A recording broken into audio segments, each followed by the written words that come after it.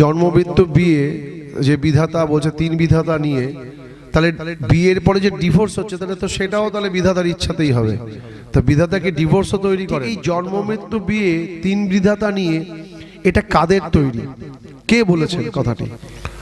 তো সেই সন্তানটি একটি নটোরিয়াস ক্রিমিনাল তৈরি হলো, তাহলে সেই ক্রিমিনালের ক্ষেত্রেও কি ভগবানেরই হাত? বিবাহটা যদি তার দেওয়া হয় তাহলে তার পরিণতি স্বরূপ যে সন্তান আবির্ভাব হলো সে কেন ভালো হলো না? তাহলে সে কেন ক্রিমিনাল হলো, সে কেন ঘুষখোর হলো, সে কেন সমাজে ধ্বংসকারী হলো? যা ইচ্ছা তা করবে তুমি, তা কিন্তু চলবে না। ভালো ছাড়া মন্দ করলে পরিস্থিতি ছাড়বে না। যার সংসার জীবন অনিয়ন্ত্রিত তার ধর্মজীবনও অনিয়ন্ত্রিত। তার যার সংসার জীবনে শান্তি নেই তার ধর্মজীবনে কিন্তু শান্তি আসতে পারে না।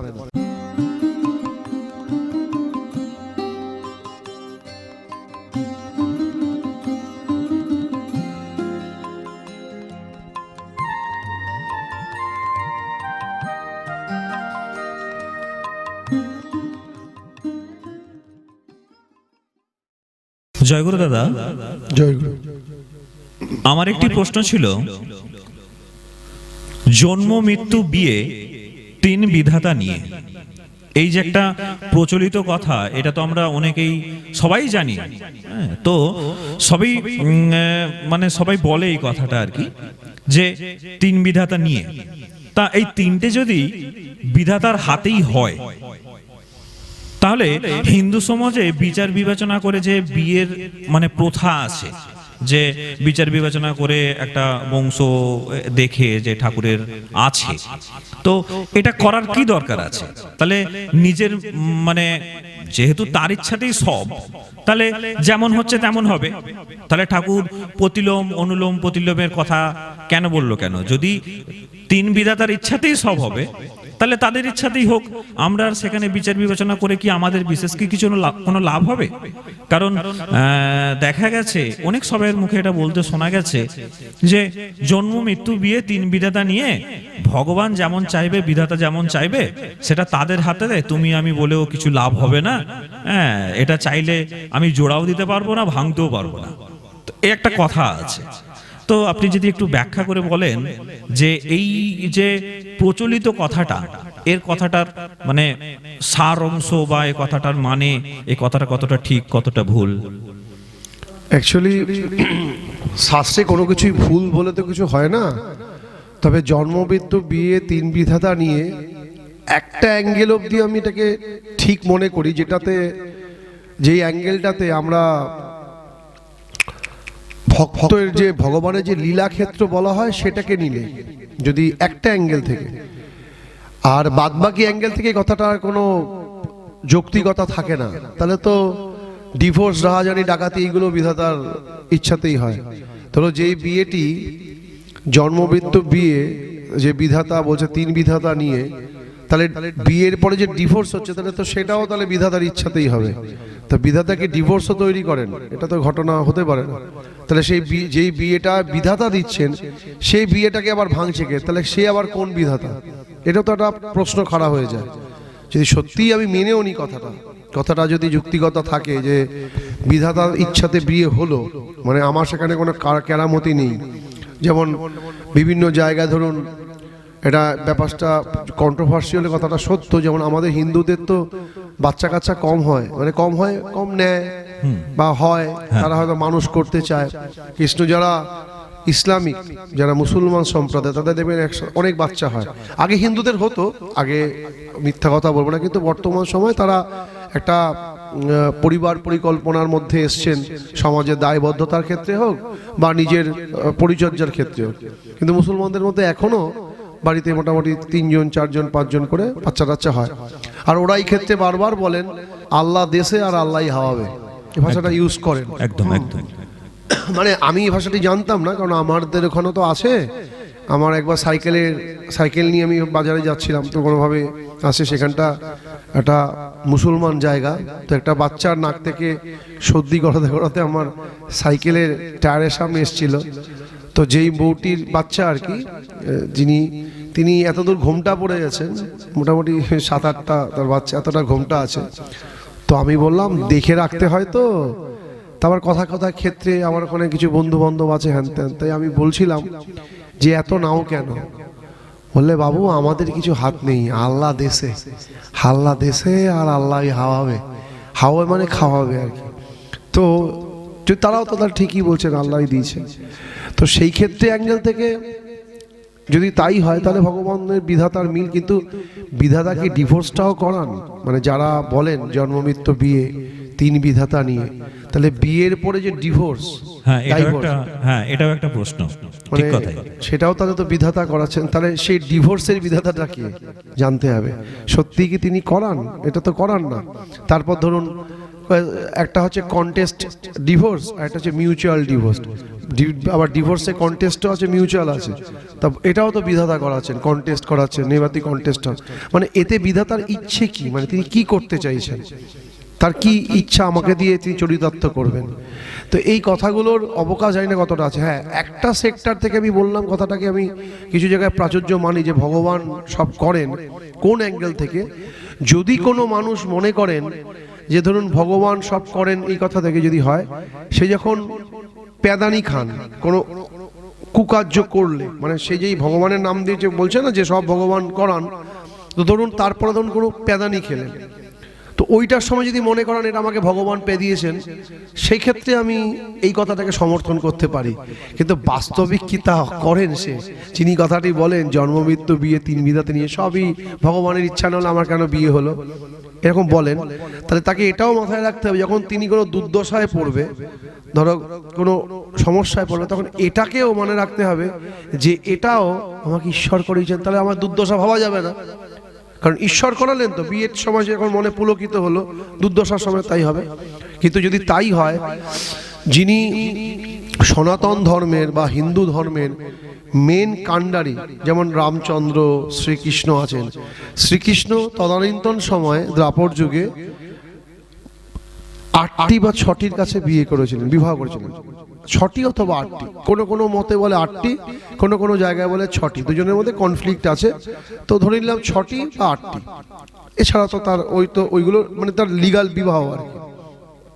তো তিনি যেহেতু জাতে কায়েত ছিলেন, ক্ষত্রিয় ছিলেন, একজনও তার যিনি স্ত্রী ছিল আর কি, মানে যতগুলো 6 জন বা 8 জন, তার মধ্যে ধরুন রূপকিনী, সত্যভামা, জাম্বুবতী, এনাদের মধ্যে কেউই কিন্তু বিপ্রকন্যা ছিলেন না।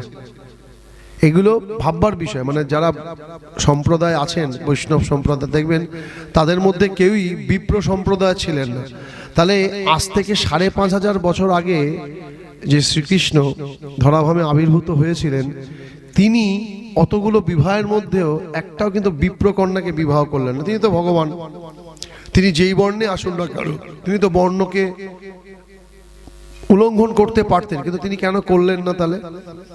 তাহলে তিনি এক জায়গায় বর্ণের কথা বলছেন, গীতার বাণীতে বলছেন যে বর্ণ, ওই যে চাতুর্বর্ণময়া সৃষ্ট গুণকর্ম বিভাগস। তো এই গুণ কর্ম দিয়েই তো একটা বর্ণের সৃষ্টি হয়। আর আমি সেই গুণ এবং কর্মের বেসিসেই কোনো পরিবারে জন্মগ্রহণ করি। তাহলে আমার একটা জেনেটিক আছে, যেমন একটা চুম্বক আর একটা লোহা, দুজনকে আকর্ষণ করে, কিন্তু সমপরিমাণ চুম্বক দুজনকে তো আকর্ষণ করে, বিকর্ষণ করে। আমরা যখন একটা চুম্বকের সাথে আরেকটা চুম্বককে লাগাতে যাই, দুজন তো লাগে না। তাহলে যে যখনই আমরা কাউকে বিবাহ করছি, মানে যে আমরা বলছি ভগবান করান আমাদের জন্ম মৃত্যু বিয়ে 3 বেদাতা নিয়ে, এই অনুলোম প্রতিলোম ঠাকুর যেটা বলেছেন, এটাকে তো ক্ল্যারিফাই করতে গেলে অনেক সময় সাপেক্ষ, অনেক বড় লাগবে। কিন্তু বিবাহের ক্ষেত্রে যখনই দেখা যায় যে আমরা কোনো প্রতিলোম সংসর্গ করি, সেই বিবাহটার ভয়াবহতাও তো আমার জীবনে আসে। কারণ যদি বিধাতার ইচ্ছাতেই ওই বিবাহটা হয়ে থাকে, তাহলে তারপরে যে সন্তান আবির্ভূত হয় এবং সে যখন কোনো ডেঞ্জারাস কাজ করে, তাহলে সেই ডেঞ্জারাস কাজটা তো সন্তানটা যে করছে সেটাও কি ঈশ্বরের ইচ্ছাতেই হচ্ছে? তো তাহলে মানে ধরুন কেউ আমাকে ভগবান বিয়ে দিয়েছেন, মানে আমি মনে করছি যে এটা ভগবানের ইচ্ছাতে আমার বিয়েটা হলো, এই বিয়েটা হলো। তারপরে এইবার ধরুন সন্তানটা একটা ক্রিমিনাল তৈরি হলো, মানে আমি বর্ণ, বংশ, বিদ্যা এইগুলোকে মানছি না। মানে যে আমাদের যে আদি মনুসংহিতা থেকে শুরু করে যেগুলো আমাদের ধর্মগ্রন্থে যে বিবাহ সংস্কার আছে, সেই বিবাহ সংস্কারটা আমি মানছি না, আমি নিজের ইচ্ছা মতো বিয়ে করলাম যাকে তাকে। এবার তার পরিণতি স্বরূপ ধরুন একটা সন্তান হলো। আপনি কি দিন দিন কালো হয়ে যাচ্ছেন? আপনি কি মুখের মেচেতা বা ব্রণের সমস্যায় ভুগছেন? আপনার মুখের ঔজ্জ্বল্য কি দিন দিন কমে যাচ্ছে? আপনি কি শারীরিক দুর্বলতা অনুভব করছেন?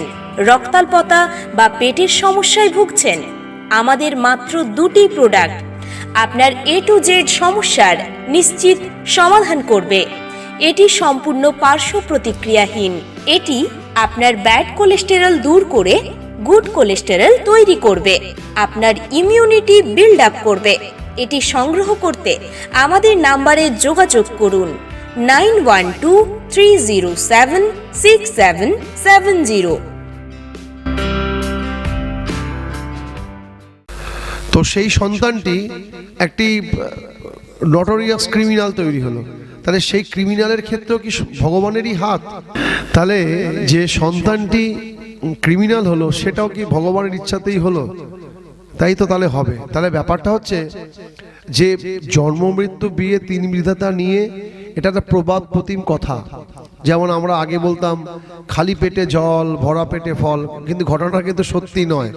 কারণ ভরা পেটে ফল খেলে লিভার তাড়াতাড়ি ড্যামেজ হয়ে যাবে, সেই অ্যাসিড যে ক্ষরণ হবে ভরা পেটে ফল খেলে তাড়াতাড়ি করে চুল পড়ে যাবে, তা চুল পেকে যাবে, লিভারের অবস্থা কিন্তু 12টা বেজে 13টা হয়ে যাবে। কিন্তু আমাদের মা ঠাকুমারা আমাদের বলতেন খালি পেটে জল ভরা পেটে ফল, কিন্তু কথাটা কিন্তু তা ছিল না।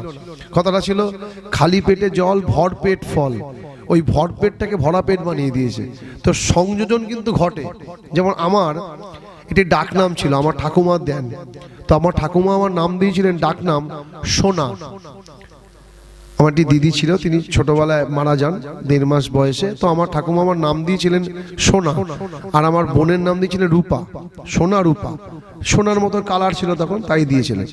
কিন্তু পরবর্তীকালে আমার পাড়ার লোক ওখানে একটা হর্ষই যোগ করে দিয়েছিলেন, নাম হয়ে গেছে সোনাই। তো এটা তো আমাদের রিয়েল নাম নয়, আমার ঠাকুমার দেওয়ার নাম তো এটা নয়, কিন্তু আমাকে সোনাই বলে ডাক নামে চেনে, সোনা বলে কেউ চেনে না। তাহলে প্রশ্নটা হচ্ছে এই যে সংযোজনশীল মানুষের জিনিস, তাই যেমন খালি পেটে জল ভরপেট ফলকে ভরা পেটে ফল হলো, ঠিক এই জন্ম মৃত্যু বিয়ে 3 বিধাতা নিয়ে এটা কাদের তৈরি, কে বলেছেন কথাটি? এর কিন্তু অথেন্টিক জায়গা কিন্তু পাওয়া যায় না কোনো শাস্ত্র গ্রন্থে। এটা কিন্তু প্রবাদ প্রতিম একটা কথা। এরকম অনেক কথা আছে যে কথার সাথে কোনো লজিক্যালি দিকের মিল নেই, এরকম কথা অনেক আছে উড়ে। তাই যদি মিলও থাকে তাহলে তো প্রশ্ন জাগবে যে বিয়েটা ভগবান দিচ্ছেন, বিধাতা দিচ্ছেন, সেই বিয়ের ফলপ্রসূও ভালো হবে। তাহলে সেক্ষেত্রে হচ্ছে না কেন? যেই গাছটি ঈশ্বরের সৃষ্টি, মানে ঈশ্বর লাগিয়েছেন, সেই গাছটির ফলটাও তো সুন্দর হবে। তো বিবাহটা যদি তার দেওয়া হয়, তাহলে তার পরিণতি স্বরূপ যে সন্তান আবির্ভাব হলো সে কেন ভালো হলো না? তাহলে সে কেন ক্রিমিনাল হলো, সে কেন ঘুষখোর হলো, সে কেন সমাজে ধ্বংসকারী হলো? তাহলে তো মিলছে না কথাটা। তাই এই কথার কোনো মানে হয় না যে জন্ম মৃত্যু বিয়ে 3 বিধাতা নিয়ে। আমি ঈশ্বর আমাকে একটা স্বতন্ত্র বুদ্ধি দিয়েছে, স্বতন্ত্র ইচ্ছা দিয়েছে। সেই ইচ্ছাতে আমি ভালোও করতে পারি, মন্দও করতে পারি। ভালো করলে তিনি আমাকে বাহবা দিতে আসবেন না, মন্দ করলে তিনি আমাকে বাধা দিতেও আসবেন না। হ্যাঁ, তাহলে আমরা করি কেন? তার পরিণতিটা ভালো হতে পারে। কিভাবে হয়? একটা জায়গায় শ্রী ঠাকুর অনুকূলচন্দ্রটা বালি বলছেন, এর সাথে প্রযোজ্য, বলছেন যা ইচ্ছা তা করবে তুমি, তা কিন্তু চলবে না। ভালো ছাড়া মন্দ করলে পরিস্থিতি ছাড়বে না। তাহলে যদি আমার বিয়েটা ভালো হয়, তাহলে তার পরিস্থিতি আমার জন্য ভালো হবে, আমি আনন্দে থাকব, স্ত্রী বুঝবে, স্বামীকে সম্মান করবে, তার জন্য তার স্বামীর আয়, উন্নতি, জীবন চলনা, শান্তি সবকিছু ভালো থাকবে। এবার যদি এই বিয়েটি ভুল হয় বা ঠিক না হয়, তাহলে তার স্বামীর যা পরিণতি একমাত্র সেই স্বামীটাই বলতে পারবে। সমাজের বুকে এমন অনেকে বলতে, দেখুন মেয়েরা অনেক কিছু প্রকাশ করতে পারে, ছেলেরা পারে না। অনেক স্বামী এমনও আছে হয়তো জীবনটা তার রসাতলে বা তার নরকে গেছে, কিন্তু তিনি মুখ বুজে আজও অনেক কিছু সহ্য করেন। অনেকে বলেন, আবার অনেকে বলেন না, আবার অনেকে বলার মধ্যেও অনেক কিছু বলতে পারেন না, কারণ সে জানে তার জীবন শেষ, সে আর এগাতে পারবে না। কিন্তু তাকেও তার চলতে হবে, পারফর্ম করতে হবে, কাজ করতে হবে, জীবন চলতে হবে, কিন্তু তার জীবনটা কিন্তু শেষ। কিন্তু এটা কি সত্যি ঈশ্বরের ইচ্ছা ছিল? সেই মানুষটির জীবন শেষ। অনেক ভালো মানুষ আছেন, অনেক ভালো ছেলেরা আছেন যারা জীবনকে ধর্মকে কেন্দ্র করে জীবনে বড় হতে চেয়েছে বা বড় হয়েছেন, হতে চান, কিন্তু তাদের জীবনে একটা ভুল, যে তাদের বিবাহটা জায়গাটা ভুল হয়ে গেল, তার পুরো লাইফটা শেষ। কারণ ঠাকুর বলছেন, যার সংসার জীবন অনিয়ন্ত্রিত তার ধর্মজীবনও অনিয়ন্ত্রিত। যার সংসার জীবনে শান্তি নেই তার ধর্মজীবনে কিন্তু শান্তি আসতে পারে না। তাই বিবাহটা খুব ভাইটাল জিনিস। এটাকে কাউর ঘাড়ে চাপিয়ে দিয়ে আমি যা ইচ্ছা তাই করবো তা কিন্তু হবে না। তাহলে কিন্তু পরিস্থিতি, মানে পরের যে স্থিতি, সেই স্থিতি কিন্তু আমাকে ছেড়ে কথা বলবে না। তাই জন্ম, মৃত্যু, বিয়ে, এই তিন বিধাতা নিয়ে তখনই সমর্থনযোগ্য হবে। অবশ্য কতটা সমর্থন একদিকে আমি করছি, কখন? যখন আমি জন্ম, মৃত্যু এবং বিয়ে বিধাতার মতো করে গ্রহণ করতে পারবো, স্পোর্টিংলি। আমার জন্ম বৃত্তান্তটা জানি বিধাতার মতো করে হয়, কুকুরের মতো করে না হয়। জন্ম হওয়ার ক্ষেত্রে শাস্ত্রের একটা কথা হচ্ছে, বলছে স্ত্রী সংঘের ক্ষেত্রে বলছে বছরে 12, পারলে আরো কমাতে পারো। যারাই কথাটি বলেন জন্ম, মৃত্যু, বিয়ে তিন বিধাতা নিয়ে, তারা কি বিয়ের পরে বছরে 12, পারলে আরো কমাতে পারো, এই কাজটিকে ফলো করেন তো? এটা প্রশ্ন আর কি। বছরে 12 মানে মাসে একবার তিনি স্ত্রী সঙ্গ করতে পারে, সে কি সেইভাবে চলে? তাহলে কিন্তু তার জন্য এই কথাটা প্রযোজ্য। সে যদি এটাকে না করে, শুধু নিজের ভোগের বেলায় নিজের ইচ্ছা, আর যখনই কুকার যাবে তখন ভগবানের ইচ্ছা বলে চালিয়ে দেবো, এটা কিন্তু হতে পারে না। তাই তখনই জন্ম, মৃত্যু, বিয়ে তিন বিধাতা নিয়ে হবে যখন আমি ভগবানের পথে চলো। বছরে 12 পারলে কমাতে পারো, বছরে 12 বার স্ত্রী মিলন, তার থেকে কমাতে পারি, তাহলেই জন্ম, এটা ভগবানের ইচ্ছা হলো। বিয়ে চললো, বিয়ের ক্ষেত্রে পুরুষ এবং নারীর বৈশিষ্ট্য আছে। 4টি নারী, পদ্মিনী, হস্তিনী, চিত্রাণী, শঙ্খিনী। এই 4টি নারীর সাথে শশ, মৃগ, বিভিন্ন 4টি জাতির পুরুষ, কার সাথে তার বিবাহ হবে এটা শাস্ত্র সম্বন্ধিতভাবে বলা আছে। যদি এইগুলোকে মিলিয়ে করি তাহলে অবশ্যই বিয়েটাও বিধাতার ইচ্ছাতে হলো। আর রইল মৃত্যু। মৃত্যু একটা স্বাভাবিক প্রন্থা। মৃত্যু নিজেকে বলা হয় নিজেকে রিজুভেনেট করে তোলা, আবার নতুন কিছুতে অগ্রগতিতে, একটা শরীর ছেড়ে একটা শরীরে যাওয়া। তাহলে সেই মৃত্যুটা কখন বিধাতার হবে? যখন আমি শাস্ত্রসম্মতভাবে চলবো, সদাচার জীবনযাপন করব, সাত্ত্বিক আহার গ্রহণ করব, সকালে উঠে স্নান করে ঈশ্বরের বন্দনা করব, দৈনন্দিন কর্ম করব, পারিপার্শ্বিকের সেবায় লাগবো। এই সম্পূর্ণ সিস্টেম চলার পরে আমার একটা নির্দিষ্ট স্প্যান আছে জীবনের, আমি সেই স্প্যানে নিজের শরীরকে ছাড়লো, ওটা ঈশ্বরের ইচ্ছাতে আছে। কিন্তু আমি অখণ্ড মদ খেলাম, মদ খেয়ে 65 থেকে 70 স্পিডে বাইক চালালাম, তারপর কোনো গিয়ে অ্যাক্সিডেন্ট করে তারপর আমি পটল কাটলাম, তারপর বললো হায় রে ভগবানের ইচ্ছাতে মারা গেল। এটা কি সত্যি ভগবান করালেন? তাহলে এইখানে দাঁড়িয়ে মৃত্যুটাও ঈশ্বরের ইচ্ছাতে হলো না। যদি ওই রকম মৃত্যু হয় তাহলে এটা অবশ্যই ঈশ্বরের ইচ্ছাতে। আপনি মনে করেন কি যে অনেক যে এই যে বিভিন্ন জায়গায় যে ধর্ষণ শোনা যায়, তো ওই ধর্ষণ করতে গিয়ে ধর্ষণ মেরে ফেলে, তার মানে ঈশ্বর ওটাকে ধর্ষণ করতে পাঠিয়েছে আর তাকে মেরে দিয়েছে। এটা কি হয়? আচ্ছা গেল 12 বছরের ছেলেকে বাংলাদেশে সেদিন দেখলাম, বাবা টাকা দিতে পারেনি বলে কিছু ইসলামিক লোক, মুসলমান মানুষ গলার মধ্যে ফাঁস দিয়ে বাচ্চাটাকে ঝুলিয়ে দিয়েছে। 12 বছরের ছেলে, তার মানে ঈশ্বর পাঠিয়েছে ওদেরকে। বাবা টাকা দিতে পারেনি মানে তার ছেলেকে গলায় ঝুলিয়ে দেবে। তো এইগুলো কোনোদিনও সমর্থনযোগ্য নয়। ওই যে তখন সমর্থনযোগ্য যখন আমি ঈশ্বরের ইচ্ছাতে চলবো। কারণ জগন্নাথের হাত নেই, কিন্তু জগন্নাথের পা, বডি আছেন। আমি যদি তাকে ধরি তিনি আমাকে ঠিক রক্ষা করবেন, কিন্তু আমি যদি নিজে তার কথা মতো না চলি, তিনিও কিন্তু ছোটো জগন্নাথ, তার কিন্তু হাত থাকে না আমাদের উপর। তাই আমাদের তিনি দুটো বোধই দিয়েছেন, ভালো এবং খারাপ দুটো আমাদের মাথার মধ্যে আছে। যেমন ভগবান একদিকে আছে, শয়তানও আমাদের সাথে ঘুরে বেড়াচ্ছে, আর শয়তানও কম শক্তিশালী নয়। যেমন আলো আছে, অন্ধকার আছে। তাই আমি আলোকে কিভাবে ব্যবহার করব, অন্ধকারকে কিভাবে ব্যবহার করব, সেটা সম্পূর্ণ আমার নিজের মস্তিষ্ক প্রসূত।